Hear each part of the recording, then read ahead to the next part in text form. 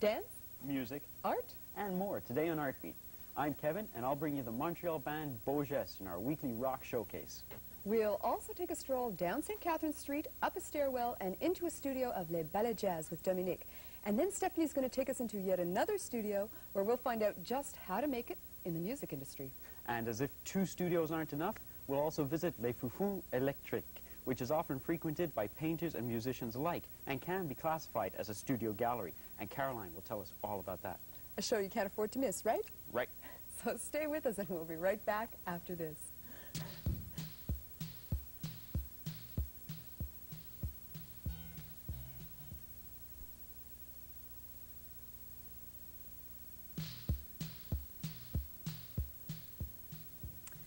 Jazz ballet, we've all become very familiar with it, and I think Les Ballets Jazz of Montreal have been very influential there. Dominique? Yes, Irene, I heard floors were burning up at 1231 St. Catherine Street. Why? Because of the high energy levels bursting from Les Ballets Jazz headquarters. The place houses a public dance school for all dance styles, a pre-professional program, and a dance company, perhaps Montreal's slickest dancing machine.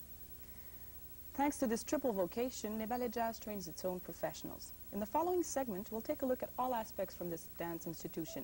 You'll also get a chance to see a lot of fresh movement. The Montreal studios for Les Ballets Jazz are located at 1231 St. Catherine Street. The second-story headquarters include 5 spacious studios that accommodate both the school and the touring company of professional dancers.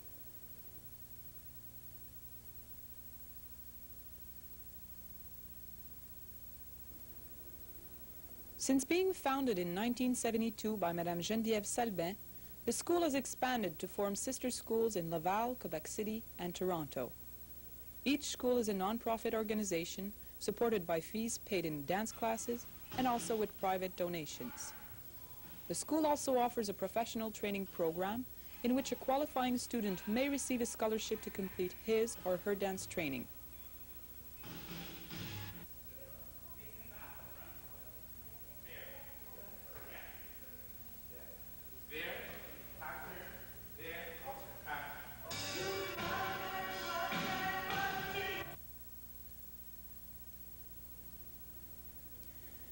Growing numbers of dancing enthusiasts are tutored in jazz, aerobics, ballet, tap, and repertoire. They bring to life the fantasies created in famous dance movies. We talked with Christophe Donovan, who is a former dancer with the professional company and is now teaching classes. When we think of Les Ballets Jazz, we think of jazz. Is it the only style that is No, well, done here, it first started out that way. But now there's much more demand on all forms of arts, and competition is fierce. So we have now available at the school breakdancing, let's say. So we teach breakdancing now. There's a big demand, and everybody wants a piece of the cake. And it's good business, it's good for the school, and we have good teachers. So we don't feel we're just doing it because it's a fad. It's something that's really serious, and it's done well. We always have, we've had for the past few years also tap dance. And off and on we've had modern. We have modern again, but at a professional level. Because there's a lot of other schools now who specialize in the modern. So everybody still has their specialty. And the Ballet Jazz is Ballet Jazz. Yeah. Is this school open to the public, or do we think in terms of professionalism? Yeah, there's a big confusion on the part of some people because they think Les Ballets Jazz, the dance company, they forget Les Ballets Jazz, the school. And the school is open to everybody, okay? People think, well, I don't want to become a professional, so I won't go to Les Ballets Jazz, which is totally false. We have night classes that are specifically for the general public, just for them. Various levels, or is that? Yeah, we have from beginners to advanced. Even the advanced people, they're just doing it for the fun of it. Some have been doing it for 8 years, 9 years, and instead of jogging every morning, they do their dance class every day.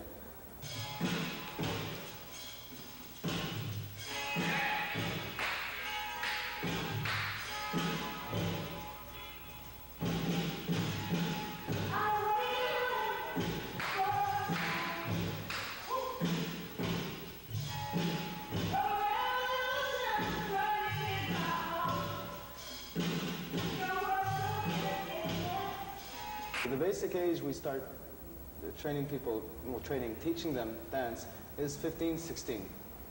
Okay? Now, a lot of them show promise. Either they had ballet training elsewhere since they've been 8 years old. They come here, they want to diversify their training, so they start doing jazz. And suddenly they discover that they're good enough after a year or two, and the teacher tells them, well, maybe you should audition for the professional training program that the school offers, which trains people to become professional dancers.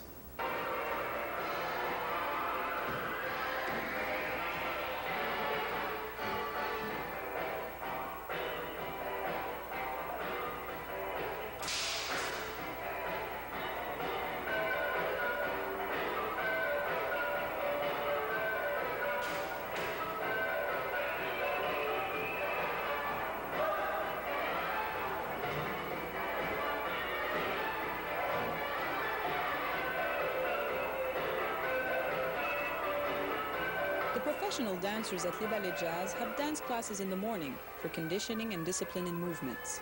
They stop for a 2-hour lunch break and return for dance practice in the afternoon. The schedule is maintained 5 days a week, as in any other full-time job.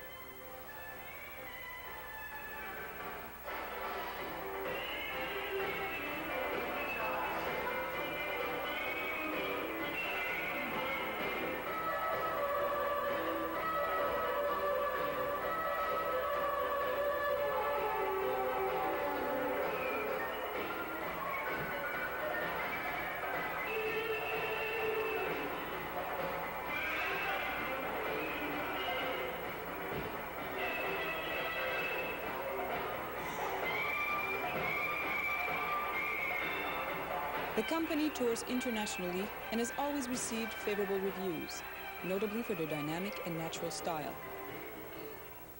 This was Les Ballets Jazz, a visual and musical feast. They make you want to sing, clap, dance, and why not make your own bid for fame? They certainly want to make me dance. Well, How come you weren't up there doing it, Dominique? Don't ask me. Stay with us. We'll be right back right after this.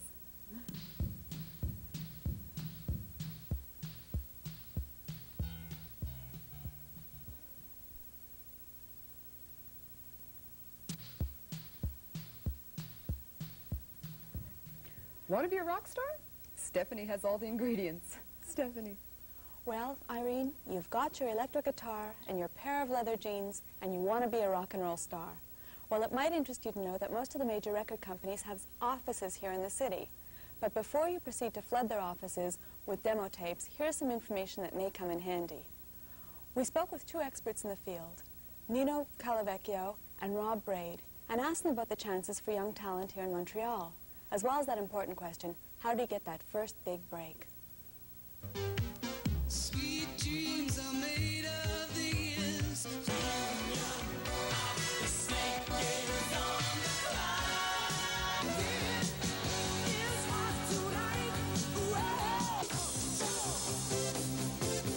Might as well jump. In the midnight hour, she's crying low. Don't stand so close to me. Rob Braid comments on the live music scene in Montreal. Thriving for a change. It's been a long time that Montreal has been beleaguered by the disco situation. I remember back in 1977, live music in Montreal started to fall apart when a lot of the bars yanked out the stages and put in dance floors with jukeboxes, and the live scene in Montreal really crumbled at that point. Fortunately, right now, there seems to be a very strong undercurrent of modern rock, beat-oriented music, which is happening out of Montreal. Bands like Orange People and No Policy, groups that are playing in places like Cargo and Beat, wherever there's kind of small groups of people are gathering. It's very the scene seems to be much more enthusiastic now. There's a lot more interest. There's a vibrancy of the Montreal music scene again, and I haven't seen it in years. Alleged apathy towards local talent is examined by Nino Colavecchio. I believe that the apathy towards local talent in Montreal specifically is overstated. If you consider the amount of bands and the amount of artists that are presenting their talent to record companies and the percentage of those that is actually signed to a recording contract, It is very small everywhere. We tend to overstate the Montreal aspect because we live it every day. No, I wouldn't do otherwise. I have my difficulties with the CRTC from time to time, as most broadcasters do. But one of the areas that I'm very supportive of is the Canadian talent quota. On my AM radio station, CKGM, we're expected to play 30%. On the FM Shom, 20%. In actual fact, we play more than 20% on Shom. There's just such an incredible amount of good Canadian music, and that's not just greasing the industry. I really believe that. Witnessed by the acceptance of bands like Loverboy, Bryan Adams, Aldo Nova, Corey Hart in the United States and indeed around the world. I wouldn't change anything as regards the 20% rule. It's done very, very good things for the Canadian business. In fact, we have an industry now which we didn't have 10 years ago. There was a certain negative backlash at first when the regulation was first introduced in the late 60s, I think it was. And what happened is a lot of bands were being put on vinyl just because they were Canadian and radio needed something to play. In the early days, there was a real backlash. It was real garbage getting on vinyl. Now we have a very sophisticated industry. I mean, you know, David Bowie's up north recording at Morin Heights, and we've got a recording industry and music producers and writers, composers, that kind of thing. And it seems to be thriving, and I think it's directly as a result of the 20% Canadian content. If you're a starving young musician and your dream is to become a rock and roll star, take this very professional advice. Other than get themselves a day job, which could be an advice. Sell vacuum cleaners. That's a tough one. It's important that they package themselves properly. It is important that rather than just go in their garage and suddenly decide that they are new music and they can do it, because a lot of the new music is produced on you know, the instruments are relatively, they're complicated electronically, but you know, anybody can do it. It so appears. Doing it right is a different story. It is easy to produce a sound that everybody else is doing and just change a few words, and that's what makes you part of that group that should get a day job. You know, but if you want to be the kind of the group that gets signed to a recording contract, then you've got to be original. You've got to do something that is different. If you want to present yourself to a record company, get yourself a proper manager. You know, get a producer interested in your work. Record companies have a better, you know, relationships with individual producers, and it is always easier to listen to a producer in whom you have a certain confidence than to listen to somebody who, you know, if we were to listen to every single piece of material that we get, we'd be doing nothing but. So there's got to be a sort of a pre-screening, and that pre-screening has to be done by who presents it. Get yourself a good manager, get a producer interested in your work, then come and see the record company. If you're good, if you believe you're good, go for it. There are talent competitions. Shom has one, the L'Esprit album. Some of the other stations in town do talent competitions as well. Those are good, but particularly if you're into the modern rock, if that's your métier, there are a lot of great clubs around Montreal right now where you can hang and meet other musicians. There are musicians' referral systems getting together, and you can contact the radio station, give us a call to let you know who to speak to. Advice, keep the nose to the grindstone. It's a lot more encouraging than it was even 2-3 years ago. And don't be afraid to stick your neck out. You've got to be aggressive to get ahead in the business. And that's what you've got to do in any business. The record business isn't that different. Have faith in yourself if you believe you're good. Just take those old records off the shelf. I sit and listen to them by myself. Today's music ain't got the same soul. I like that old time rock and roll. Don't try to take me to a disco. You'll never even get me out on the floor. Rock and roll may be a vicious game, but the emergence and success of new Canadian bands is paving the way for our local talent. Things are looking up in Montreal, so don't give up on your dreams. I'm ready. Point me in the right direction. Let's go. Right. Well, stay with us because we're going to take a look at somebody who's on their way to make it in the Rock Showcase.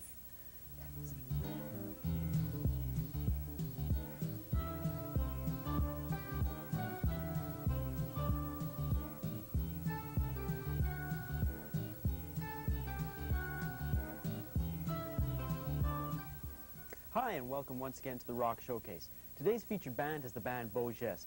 Now, although they're relatively new, they've already recorded on the CBS record label, and their first 5 singles have gone to the top of the Palmera radioactive charts. They've also made 3 rock videos, which have been aired on all Quebec local stations, TV stations that is. So let's listen to Beau Geste.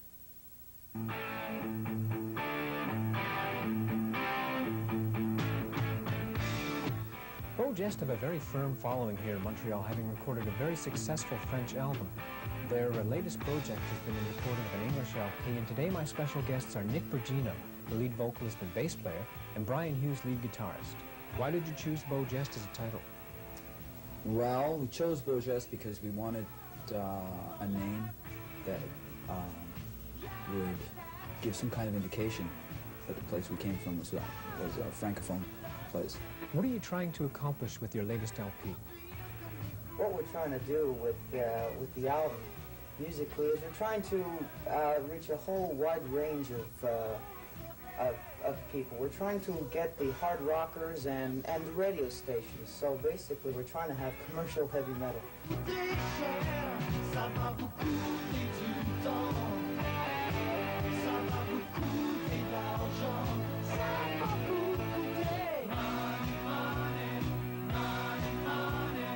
What sort of problems do musicians have when they ignore the English market in Montreal?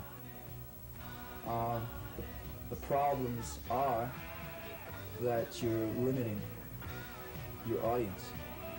I don't think we ignored the English market. It's just that when you play French rock and roll, it's harder for English people to understand what you're talking about or exactly what you're trying to say, what you're trying to do. But you're just limiting your market. Will Beau Geste still be here in 1989? Oh, without a doubt.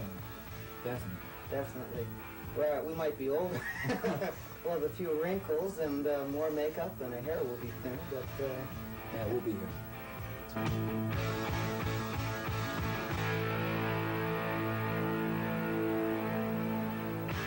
There you have it, Beau Geste, an exciting group who are making their move real fast.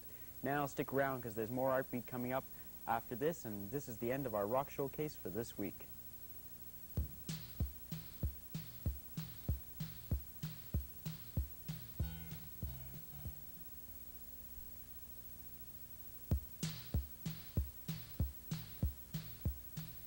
Welcome back. With me now is Caroline. Caroline?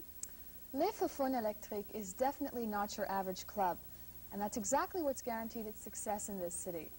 Before it opened a few years ago, there were a lot of Montrealers, especially artists who wanted a place to go where they could listen to new music and get into something a little more exciting than ladies' night. So Les Foufounnes brought in alternative bands and became a forum for struggling artists to exhibit and sell their works. But rather than just becoming some sort of a gallery, they decided they'd draw a bigger crowd by staging live painting shows. We visited the club on one of those nights just before the artists and Les Foufounnes staff were about to show off their live approach in New York City.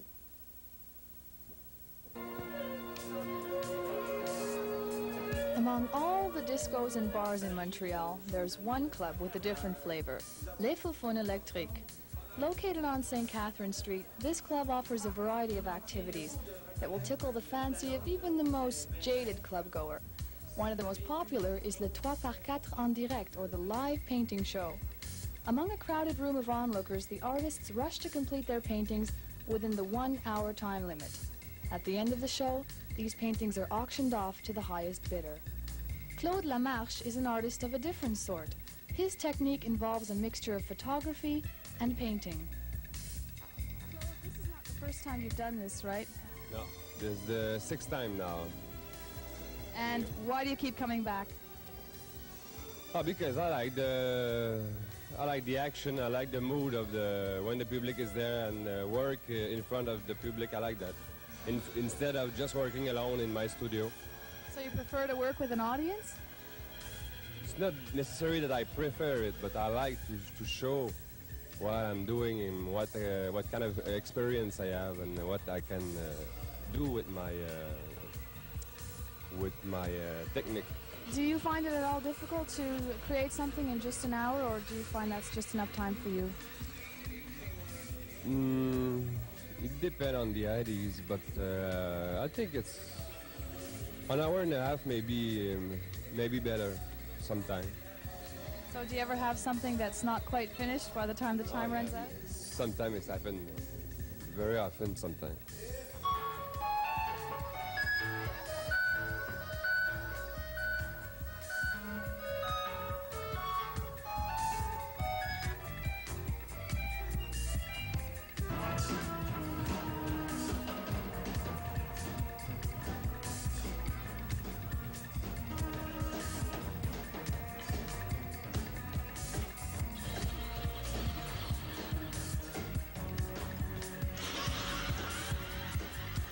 Darcel will be among the artists here tonight. She studied fine arts at Dawson College and Concordia University, as well as spending 4 years in Paris working with another artist. I asked her how she felt about painting with an audience in the room.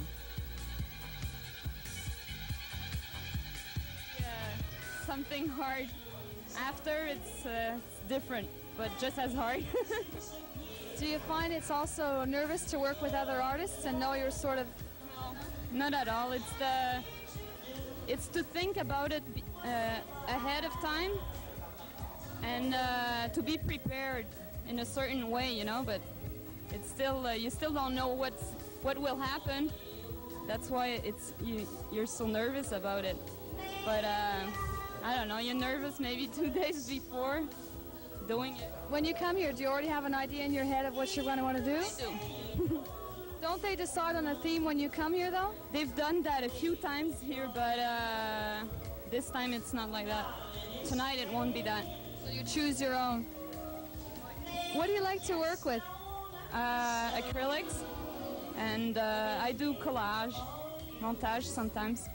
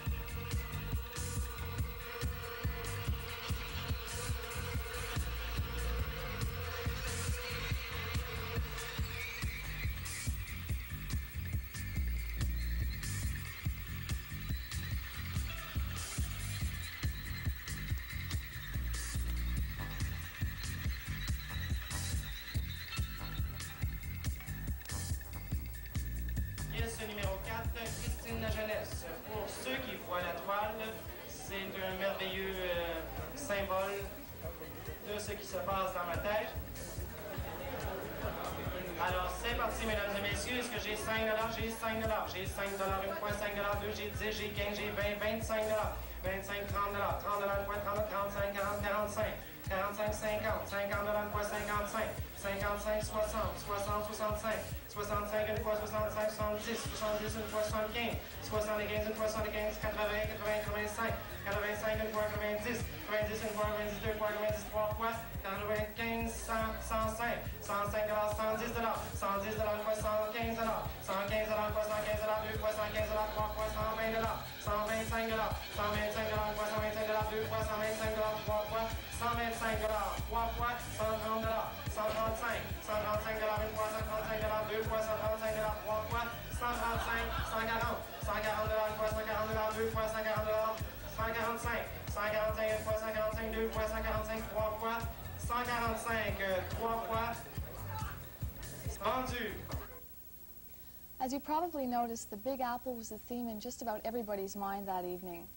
Usually the artists pocket whatever they can get for their creations, but that evening all the proceeds went to get all the artists to New York.